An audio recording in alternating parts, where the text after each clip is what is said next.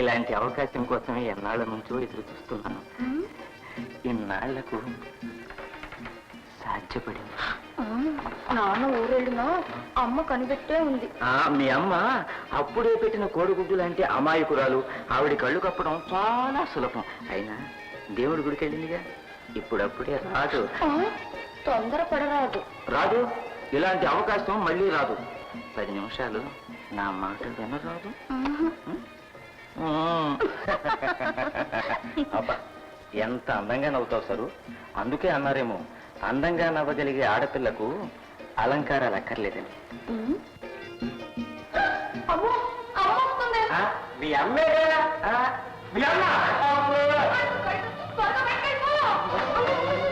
నువ్వు బయటకెళ్ళి అమ్మ చూస్తుందంటే అందుకు కాదు, మంచి నేను వచ్చానని చెప్తాను. మీ అమ్మకి దూరం చూపలేదుగా. అవునవును, అయితే త్వరగా బయటకెళ్ళిపో.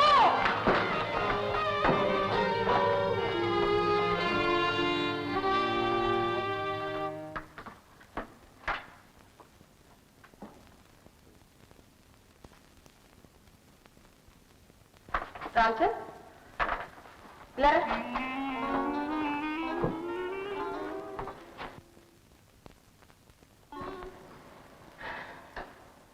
ప్రసాదం తీసుకో. అమ్మగారు, చంద్రం గారు వస్తున్నారండి. చంద్ర వస్తున్నాడా? అమ్మాయి సరస్వతి, మీ అన్నయ్య వచ్చాడే. ఇంత చిక్కిపోయావే బాబు, ఉత్తరమే రాకుంటే వచ్చావేంట్రా? ఎలాగో వస్తున్నాగా ఇంకా రాయడం ఎందుకని. అన్నయ్య, వదిన చాలా అందంగా ఉందన్నయ్య. ఏమి ఎరగనట్టు నటించుకు, నాకంతా తెలుసులే. సరస్వతి, అసలు మన ఇంట్లో రాణిస్తావా లేదా? రాన్నయ్య. అమ్మా, నాన్నగారు ఇంట్లో లేరా? లేరు, పొలం కాలు వసూలు చేసి రావడానికి నిన్ననే ఊరెళ్ళారు. వచ్చేసరికి కొద్ది రోజులు పట్టొచ్చు. అన్నట్టు నీకోసం మీ నాన్నగారు పెళ్లి సంబంధం చూశారు బాబు. అందుక సరస్వతి వదినంటూ గొంతులేసింది. నే చెప్పింది ఆ వదిన గురించి కాదన్నయ్య, నువ్వు ప్రేమించిన వదిన గురించి. పేరు రమ్మ కదూ. నీకెలా తెలుసు? నాకంతా తెలుసు, అమ్మాయిని కూడా చూసాం. ఎలా చూశారు? ఉత్తరం ద్వారా. ఇక్కడ కూడా వచ్చిందా? అంటే ఇంకెక్కడికైనా. అదే లేదు, నాన్నగారు కూడా చూశారా అని. చూశారా? చూసి నిన్ను నన్ను అందరినీ తిట్టిపోశారు. ఆ సంగతి ముందుగా మీ నాన్నగారికి తెలియజేస్తే ఏ బెడదా ఉండేది కాదుగా. మా పెళ్లి సంబంధం నాకు చెప్పడం కుదరడం తప్పు కదా. తప్పేరా? మీ నాన్నగారి పట్టుదల సంగతి నీకు తెలియంది కాదు. అనవసరంగా పట్టింపులకు పోకు.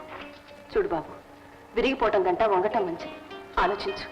తలా తీరిగా ఆలోచిస్తాడు పాపం. ఎప్పుడు ఫోన్ చేశాడో ఏమిటో. ముందు వడ్డించమ్మా.